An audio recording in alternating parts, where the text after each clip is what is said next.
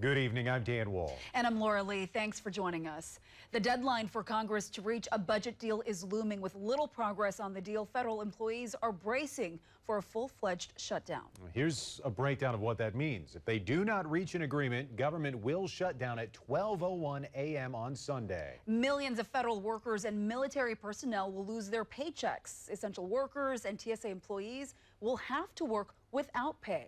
And food programs relying on federal aid will stop. Northern News Now's Natalie Hebner checks in with area food programs and explains how thousands of people in the Northland could be impacted. It's probably increased 50 to 60% more within the year. Food shelves in the Twin Ports are seeing more need for their products, including CHUM.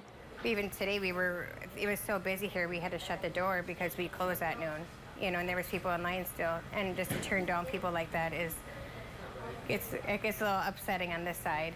As more people visit local shelters to live, a looming government shutdown could halt funding on federal food assistance programs. According to the U.S. Department of Agriculture, WIC would stop a day or two after a shutdown. WIC offers healthy food to low-income moms, along with children up to 5 years old. In Minnesota, almost 100,000 moms and children used WIC last year alone. In Wisconsin, that number is more than 130,000.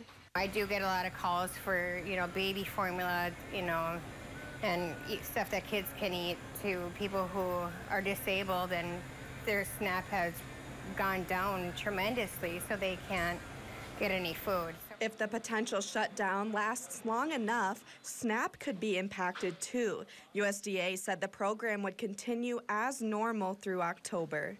Well, I don't think they understand that. If we had a long-term shutdown, it would also compromise the SNAP program, which would impact and affect 41 million Americans. That's why it's so ridiculous that we're even talking about this. If it does turn out that we have a shutdown, we're going to get really busy here, busier than we already are. CHUM leaders are hopeful donations will be enough. And hopefully we can get the donations and the best that we can then, so we can provide for them families that are in need. In Duluth, Natalie Hebner, Northern News Now. Natalie, thank you. Now, we did reach out to the St. Louis County WIC program today.